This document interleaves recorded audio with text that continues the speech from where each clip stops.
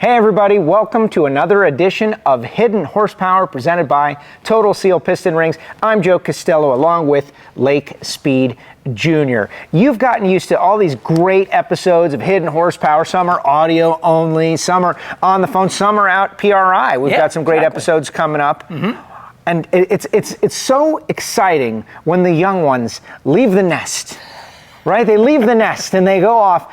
I find out that this guy is off doing Hidden Horsepower episodes in NASCAR country, unbeknownst to me, but we have got an episode that is so exciting. Lake, tell us. Also, for the Engine Performance Expo that just happened, we were working on a segment for the Engine Builder Hall of Fame. So Holman Moody is a name that a lot of people would know from NASCAR history. Yeah, if they like, racing. They might have heard of it. Right, because it was more than just NASCAR.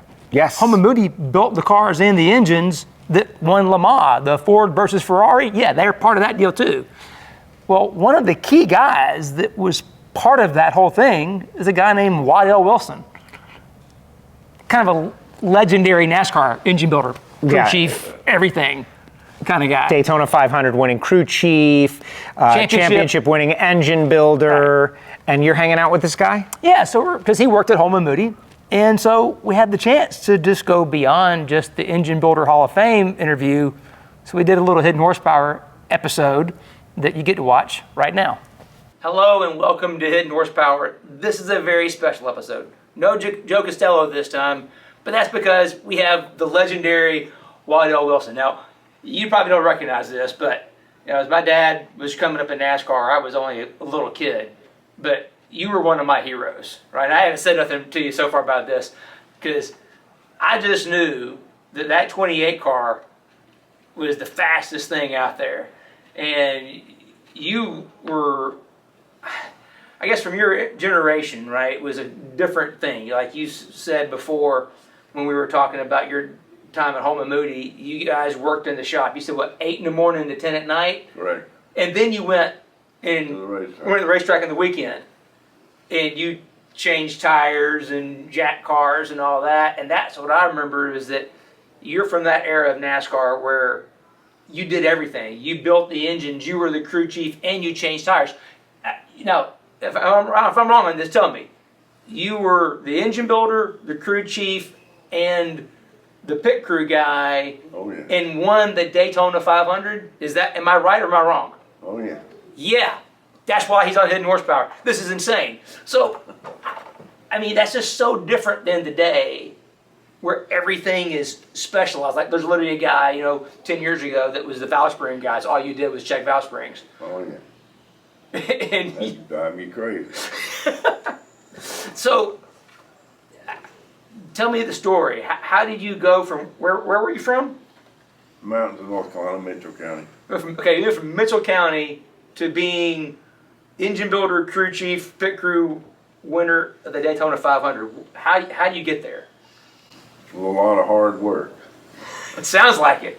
Yeah, well, it was something that it was a challenge.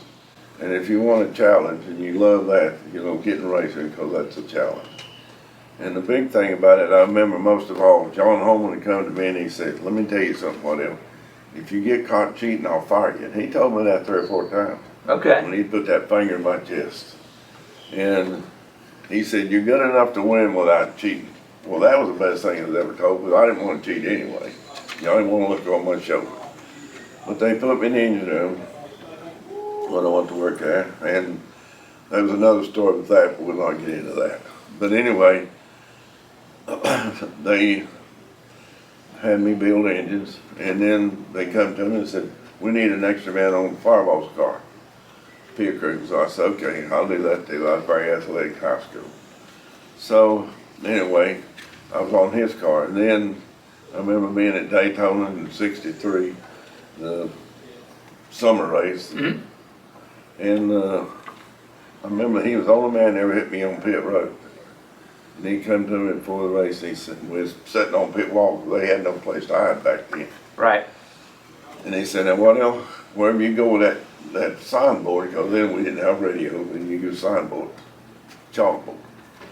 He said, I'm gonna follow you. I said, okay. So he told me that 3 or 4 times. So the last pit stop I remember, coming down pit road, there wasn't no pit road speed, there wasn't no box that you had to stop in or any of that.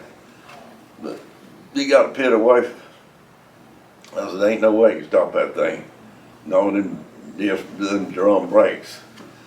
So anyway, I said, well, I can't go right, I can't go left because he's gonna follow me. And I remember I jumped straight up, he run up under me and I landed back on the windshield. He never said a word about it, but he ended up winning the race that day. Who was it driving?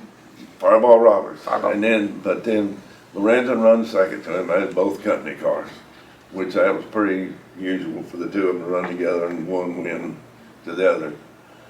But it went on from there, you know, in that fall, or that, you know, after the season's over, here come Lorenzen and Moody, and they want me to be the jack man on Lorenzen's car. I think, okay, I've never jacked a car, so there's several guys in the shop who heard about it, and they wanted to try out for it too. So they set up a place to try it out. So anyway, we go over and do it, and like I said, I never jacked before. But anyway, we done it as 7 or 8 of us trying out for it. So I remember I ended up being the quickest, and the guy said, oh, you didn't do it right. Moody said, well, let's do it again. Well, I had a little feel for it then. I was a lot quicker the next time, so they just turned around and went after that one. And that was with the floor jack. That wasn't some kind of like, you know, aluminum race jack. 13 pumps to get it up, you know. And yeah, that was, I don't know how much them things weigh, but they were very heavy. Yeah. But anyway, that went on, and but then I was building engines for Lorenzen. Mm-hmm. And then here comes Daytona in '67, and Holman come to me and he says, Mario had said he don't have horsepower that Lorenzen has. Said you got to build his engine. Okay, so I built both their engines, and I remember it was several years back. Mario come to me and said, "Let me tell you the rest of that story." He said, "I went to." You know, when I drove the tractor trailer to Daytona up with the engines in it and all the rest of the stuff we needed. So anyway, I told Lorenzen his engine number and Mario his. And so Mario goes to get his engine, and then boys, the two of them get him out. I never did know who it was. But they said, "Oh, you don't want this engine, you want this, don't you?" He said, "Nope, that's the engine I'm getting." And then Mario overpowered him and took the engine. He said, "Put that thing in the race car," and he said the first lap around the racetrack, I picked up 400 RPM. He said, "I knew I had them covered then." So that was Mario Andretti. Mario, yeah. Yeah, just Mario Andretti, yeah. The two of them, Lorenzen and Mario, they went back and forth all day long, and they ended up lapping the field and running up. Mario won, and then Lorenzen run second, and them boys on the Lorenzen picture said, "Oh, you give him a better engine." You built both of them, though. Yeah, you couldn't never win. No, of course not. That's the way it goes. So, when I first saw you, that must have been early '80s when you were with Cale Yarborough, the '28 Hardee's car. Right. I remember him qualifying at 200 at Daytona and Flipping the race car. Yeah, flipping the race car. Now there's a story about that, right? Well, there's a lot of stories before they even get to that. Okay, there's 20 years in there, right? So yeah, so we'll hold that for later. So yeah, what comes after the Holman Moody days and all that? I was there from '63 to the end of '82, 72, I mean. Anyway, after Lorenzen, he got out, and then here come Pearson and Holman Moody and Ford Motor Company wanted to run for the championship with us. So, you know, in '68 and '69, I built engines, brand new engine for every race, and we wanted to run 100 races in those 2 years. You know, I built a brand new engine for every race, and I was always like taking care of the car, the engines, and kept them tuned. And we won the championship in '68 and '69 with Pearson out of Holman Moody. Because when did Ford pull out? That was kind of the end of Holman Moody, right? Well, when Ford pulled out, right? They pulled out at the end of starting of '69 when they pulled out. Okay. Yeah, they pulled out in '69. So they actually continued on a little bit past that. Then. Yeah. Okay. And then, like I said, Pearson left, and then whenever he left at the end of '69, '70, and then '71, Bobby Allison came in and drove the race car. and he ended up winning. I don't know how many. I remember we won both Charlotte races. We won both Michigan races. You know, Horsepower tracks. It was amazing how many races we won that year. And then Holman shut the race team down. And then in '72, Glenn Wood come to me and wanted to know if I'd build engines for him. So I built engines for Wood's brother in '72. And to start with, it was AJ, which he won Ontario, won Daytona. And then Glenn come to me and said, "What about Pearson?" I said, "You put Pearson in that race car, you're going to win a bunch of races. You know, he is good." And so anyway, Pearson come along, and they continued. Then at the end of '72, I left and went worked for LG DeWitt. Okay. And Benny Parsons. And that was interesting. We won the championship in '73, I think it was. We won the championship out of, and then the biggest thing is that I still can't believe happened. And we was getting ready to go to Daytona in '75, and we were at Riverside, and Benny come to me with a set of pistons, and he said, "You know, look at these." He said, "Guys," said, "these would be your Daytona 500 winners right here." And I looked at the pistons, and I said, "Benny, these are drag race pistons. They're made for quarter mile, I know 500 miles. So anyway, he said, "Oh, it'll work." The guy swore he would. I said, "Okay, I'll build it." And I said, "What are we going to do for the second engine?" He said, "Well, that's all we can afford to build parts for one engine." So the year before us, whenever we had downsized, and the aftermarket hadn't caught up with the, good parts and pieces, so we had to use Going from the big block to the small block. No,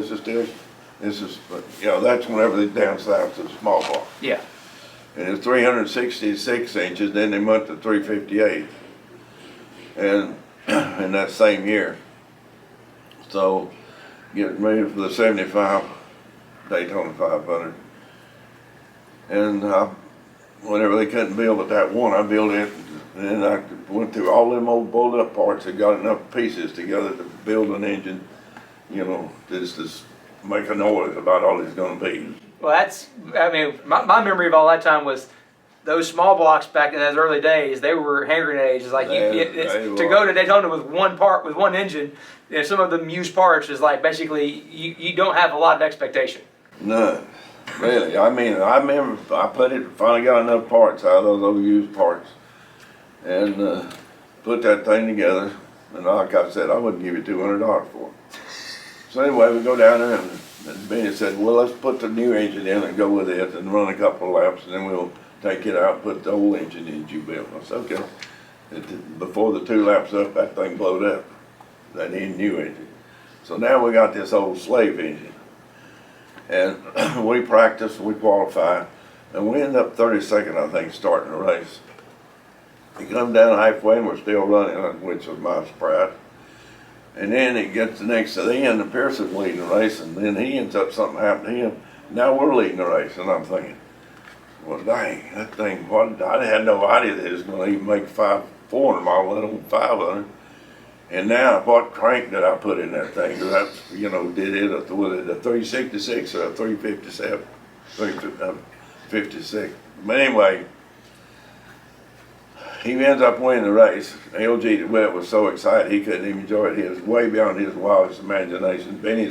I thought he was going to squeeze my insides out of him. But anyway, and all I could think about, what size is that engine? Yeah, I hope it's 358 or smaller. So anyway, I don't even want to go to tear down. Because I know we had to take a head off of it. And finally I said, well, I'll go because they paid me. And I went to tear down, took it apart, and checked the board's oak, and thank goodness it was legal, but I never believed it would. But that's one in the race to win the Daytona 500 in that kind of condition is unbelievable.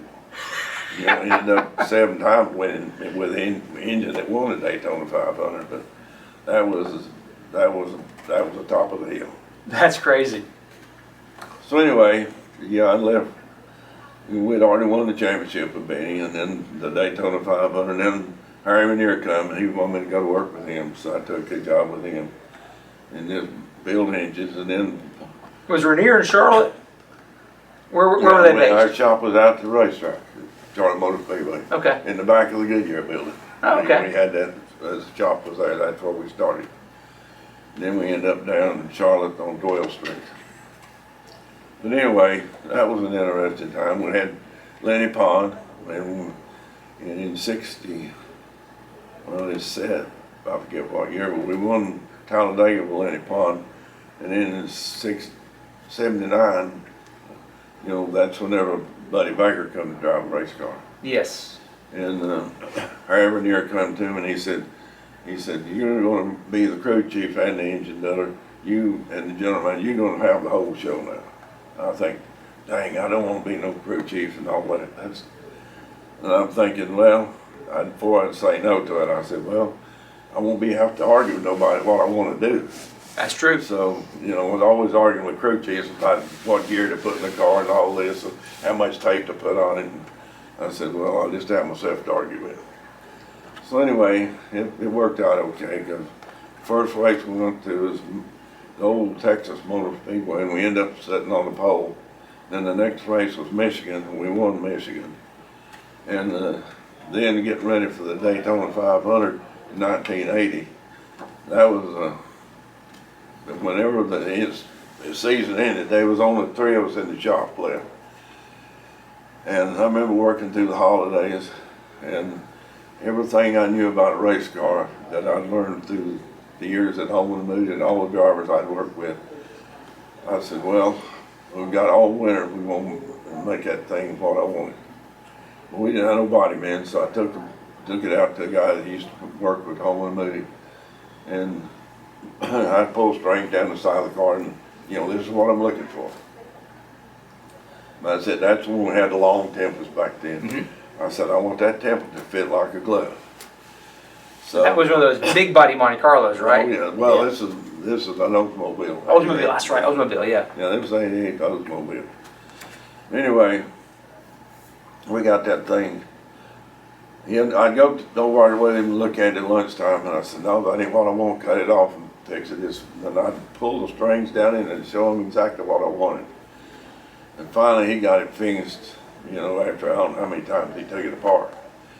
So I took it to the shop, and the funny thing about it, later I got a big bill for that race car. Wow. So anyway. All those changes and revisions. This will get me in trouble. So anyway, we show up at Daytona with it, and I remember the car was fast. It was extremely fast from what I thought. But anyway, Sunday morning, I remember Dick Patty was over the garage, and he paged me to come to the garage office. So I go in the office, and he runs everybody out, and he said, sit down over here. He said, I'm gonna tell you something, ain't nobody here wants to run against that race car today. I said, Dick, ain't nothing wrong with that race car. He said, yeah, I know. I could tell when they put the cover on it at nighttime and mark it, and you could see where they had the cover off of it. So they was going over it. He said, I wish everybody here would go through inspection where you can see just how legal that car is. And I'm thinking, if I don't want them to see, you know, it's something that I found out with Aerodynamics, it made it work. Because whenever it made that pull the front of the car down, and that hurt the cowl pressure. Mm. So, you know, and if you made the template fit it, you know, pull the front of it up, and then the cowl pressure went up extremely fast. Okay. So I just like having a mini blower on it, really. Okay. But anyway, during the race, so the hood angle and everything was what was influencing the cowl pressure. Oh yeah. And you'd figure that out back then. I didn't understand why other people did. You know, but you know, when so many times I'd been to Daytona and Talladega working on all these different things. Mm-hmm. You know, through the 4 days with Holman Moody.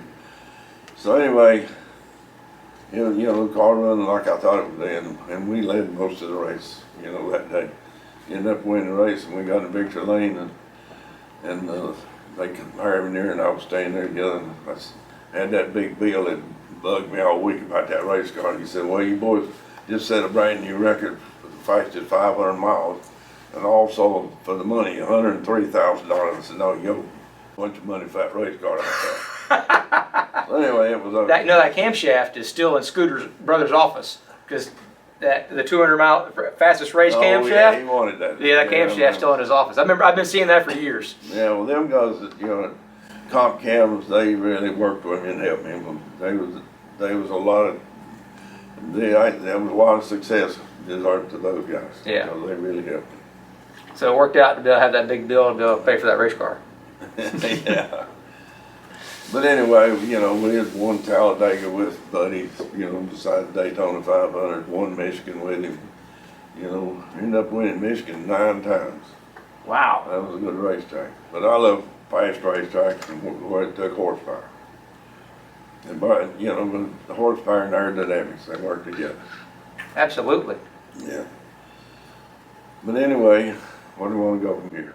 Well, that's just interesting. Is that I feel like when my dad first got into NASCAR in '80, I remember the crew chiefs and stuff saying like aerodynamics didn't matter. That these cars are big bricks and they just pack full of air and they go. And I'd always been into airplanes and stuff, and I'm like, airplanes, that's like aerodynamics is everything. Say that. Right? And I'm like, I remember when the Monte Carlo came out and the '83 Monte Carlo, and it's like that nose was around. It's like, well, that's got to be better than that dumb old Pontiac over there where it's a brick in the front. Yeah. And so it's funny because those guys acted like it was nothing, and you're saying like, oh no, it was something. And of course, they weren't winning races than you were, so. There's 3 things that makes a race car go fast, especially at Daytona and Talladega.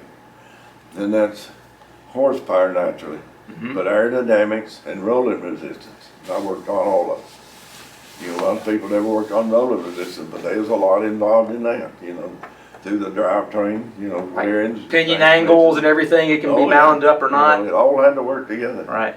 And that's why that car at Daytona, in '80, the record still stands today for the fastest 500 miles run at Daytona or any place. But that was one great time we had down there. And then Buddy went away, and then Benny Parsons came in '82, I think. Yeah, '82. And we was at Talladega, and that was the first time anybody broke 200 miles an hour. Yeah. We qualified over 200. Nobody else did that day. But anyway, I didn't think nothing about it. We were just on the pole. You go back to Holman Moody. He always thought we were supposed to sit on every pole, lead every lap, win every race. That was his motto. And so, it's just another pole we got. But anyway, it was something to break 200 because I know some of the guys wanted some passes. So I had to go to the office outside the racetrack. And I walked in there, and they were jumping up and down and said the phones ain't quit ringing for tickets. People wanted to come to Talladega because of the magic number 200 miles an hour. Yeah. So anyway, we didn't end up winning the race. The car was very fast. Anyway, we didn't win. So then next year was Cale Yarborough. He come on. And so we had the Monte Carlo then. And I'm thinking, well, we were the first one to break the 200 mile an hour barrier at Talladega. I want to be the first one to do it at Daytona. So I remember being in the wind tunnel at GM, and they had the numbers on what the drag number was. And they said, what horsepower you got? And I told them, they said, this car will run 203 miles an hour at Daytona. Okay. So we get to Daytona, and I never worked with Cale before. And he's out there running 45, 70s, and 80s, and 45 flat with 200 miles an hour. I mean, what didn't matter with this race car? I was used to probably Allison, Buddy Baker, and people like that. First couple of 3 laps, you knew what you had. But Cale was sandbagging. And the day before we qualified, he passed in the car. He said, well, ain't nothing wrong with this race car. Don't mess with it. He said, I ain't never been in nothing this fast. I think it ain't going very fast. But anyway, like I said, he was sandbagging. So we go to qualify, and back then you could put the spoiler wherever you want. Right. And it was a notch back car, that Monte Carlo was, so you might as well throw the Spoiler off. It had a lift anyway in the back, in the wind tunnel. So anyway, I bend it down to 20 degrees, and he bends it even more when he comes out there to get in to qualify. So first lap he run at 44.70 something. It was well over 200 miles an hour. And they was timing it in the tower, interval from the racetrack. And anyway, that guy that was timing it, he came to me later and told me about it all. He said, do you think them boys, you think you're jumping up and down about this? I said, he's on the clip now at 203. But then when he went into turn 3, you know, she decided to fly with him. So Yep. she took off like an airplane. That's a famous photograph, right? That thing upside down, and Yeah, but anyway, but y'all still won the 500 that year. well, anyway, we go. Dick Beatty picked me up on pit road when we went up at the race car, and it was back on its wheels, but you know, you could tell it had been messed up to the roof and everything. And the guy was standing up there, one of the guards, and he said, the only thing he wanted to know if he break 200 miles an hour. Went in the field care center, and Cale was in there, and they had his uniform down, he was checking him over. He looked up at me and said, you didn't put controls in so I could fly. Because, you know, he was something else. But we come back to the racetrack, back in the garage area, and Bill France come to me the first one, and he said, Waddell, if you'll fix that race car, you've already got the record, 200 miles an hour, over 200. He said, if you'll fix it, you can stay here with it, work 24 hours a day, and we'll put a card in here with you. And you have to start Thursday, start the 125s, and run a couple laps, and you can put them back in and work on it some more. So anyway, them boys, as you know, the kid wanted to hire a couple, them 3 of them, when he was there with me, and they come over and said, happy hour, we're going to be at happy hour here in a couple hours, so we're not going to fix that race car. But in the same time, Chevrolet got in touch with me and said, anything you need, you know, I'll have the parts flew down there to you. And then Harry Muir came to me and said, my jet's sitting out here, and the guy from KMF Farm said, my jet's sitting out here, so whatever you might need. But anyway, you know, after them boys told me they wasn't going to work on it, that kind of put the squash on it, so. Anyway, I remember walking by Leonard Woods, or he come to me, and he's about to cry. He said, Waddell, he said, you're not going to fix that car?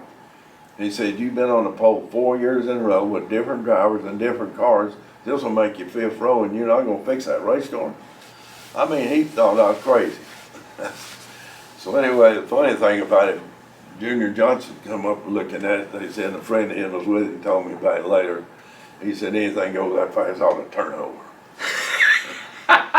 Sounds like Junior. Yeah, he was quite a character. Thought the world of Junior.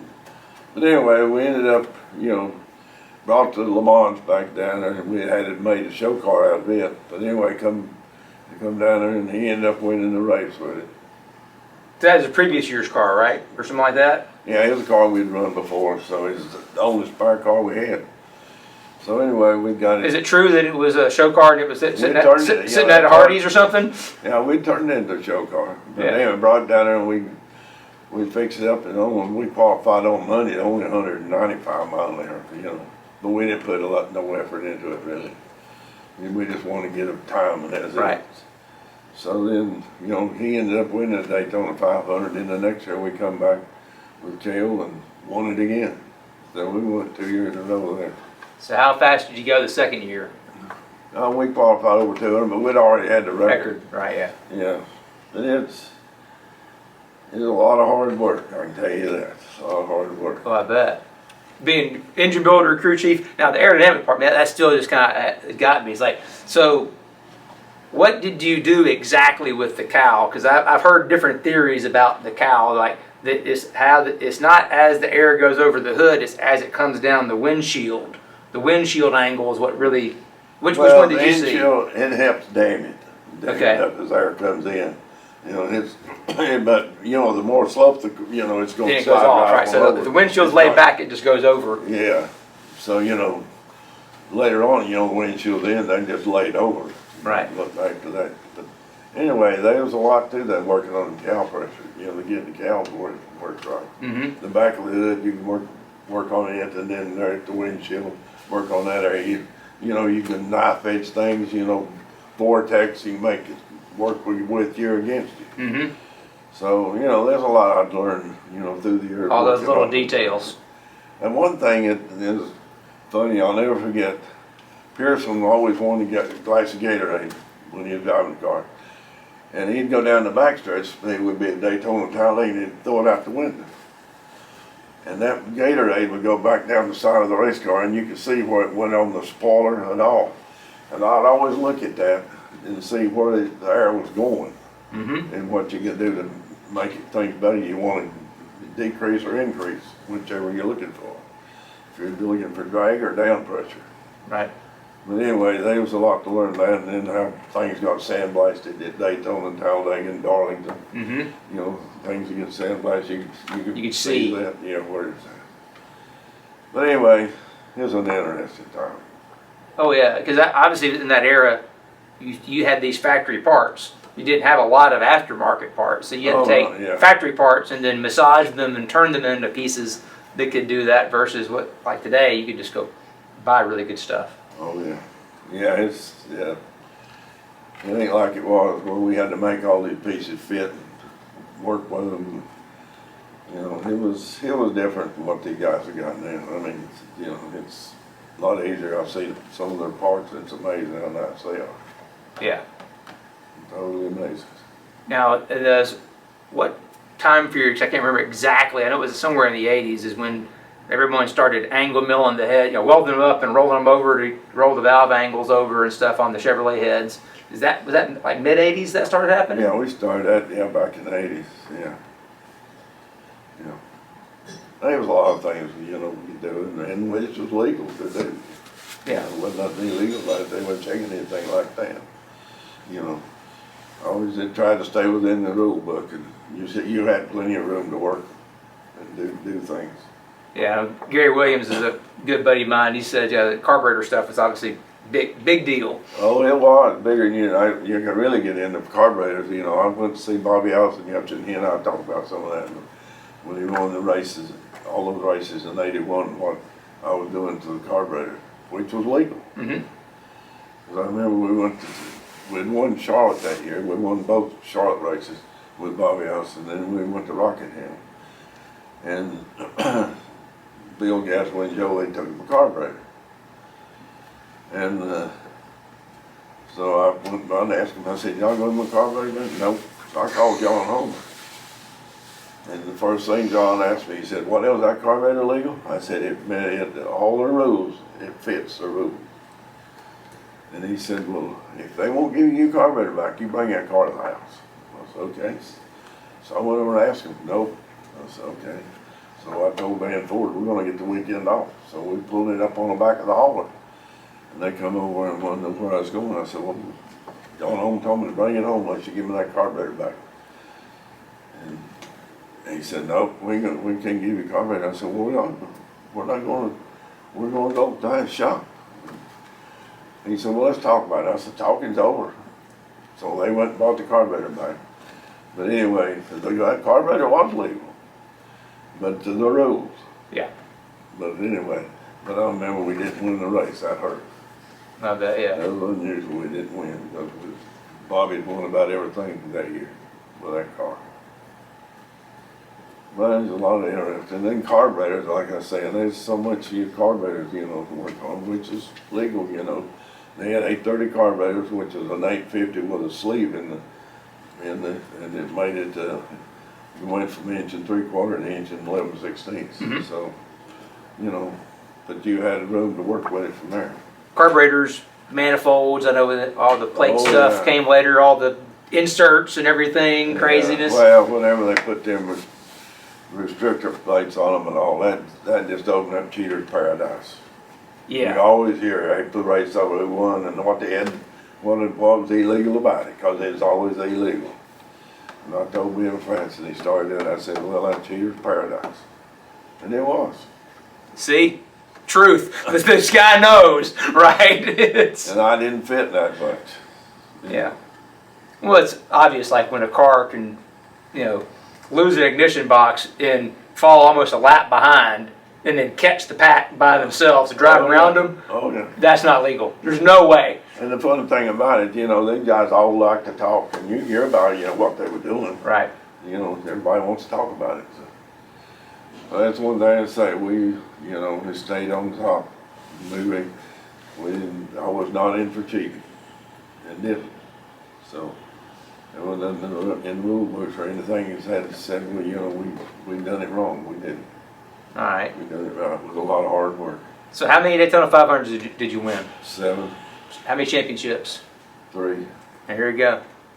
Well, Waddell, I can't thank you enough for taking this time. This is awesome, man. We really, really appreciate you coming on, Hidden Horsepower, and sharing all these stories. This is, I could talk for hours, right? So this is cool. But I know you got things to do, and I can't thank Dennis and the guys at Promoter enough for letting us, borrow the shop for a little bit. That Chevy engine behind your head there is a little bit different than the Chevys you were building there back in the day. It's quite a bit different. It's kind of neat to see the technology evolve, isn't it? Oh yeah, it escalates along. Never stops. No, it don't. Never. That's why we do these episodes, so that we can give you the history and the cutting edge technology, and that's why we have Hidden Horsepower. Waddell Wilson on Hidden Horsepower. Lake, that was tremendous. Great job. And like, you could feel the history. Oh. You could feel the history coming out of that guy. And they amaze me, like the icons and the legends, because they were doing it, I don't want to say with nothing, but with factory parts and without the machinery that we have today. Right. I mean, like I said, they were blueprinting it. They got engines from Ford in a crate, and they went through back and blueprinted them, yet certain machinist skills, certain little tricks they had, guys like A.J. Foyt and Mario Andretti, like, I want that guy's engine. Absolutely. Well, and that's it. There was a good engine back then. Yeah. For reasons that no one could explain, but there was a good engine. And I got to commend you. You did a great job with the interview. But I did forget one thing. Well, I wasn't going to bring it up, but now that you brought it up, you forgot to ask the question that we ask at the end of every Hidden Horsepower episode, which is advice for the next generation. I bet he had some great stuff. He probably would have had some really great advice, but I forgot to ask the question. So a good reason for a follow-up interview. Yes, I agree. Now that you've made the connection and he knows, you're, I won't say harmless, but you're a good guy, we can go back next time. But excellent work. And, I don't want to say that question is becoming redundant because everyone has their own answer, but they are very similar. As in, go push a broom, keep your ears open, don't talk so people don't know how dumb you are? Right. I mean, really, if you go back to the very first part of the interview, he kind of gave you that. Like, hey, I came to work there, and it was 10 hours a day, 7 days a week. He wanted to go to the racetrack so he could get out of the shop. Because otherwise, if you didn't go to the racetrack, you were in the shop. Right. So it was an intense work ethic they had back then, and that was the key to laying that foundation for success. And if you love something and you want to learn something, of course you want to be there, and you're learning by osmosis. Excellent stuff. All right, but this is a Hidden Horsepower episode. There are people out there who want piston rings. They want to know where to go, what to do, how to find them. 623-587-7400. That's the phone number. I mean, Keith, Kevin, August, Greg, all the guys are there. It's super busy right now. It's the first of the year, and people are getting ready, though, because people have been watching videos and listening to the podcasts, and they know, hey, I want to gas port this, I want to gapless that. They see the advantages that have come from the stuff we're doing, and people are putting it in, and they're calling us back up, say, hey, I need to reorder those because they work. Super exciting. And remember, write us a review, click the bell, leave a comment in the comment section. All of those things help. If you're audio only, Apple Podcast, Spotify, SoundCloud, you can take Hidden Horsepower on the road. We're going to have a big year with this show. Absolutely. I said the PR episodes are coming up, and there's a ton more coming your way. Hidden Horsepower, presented by Total Seal.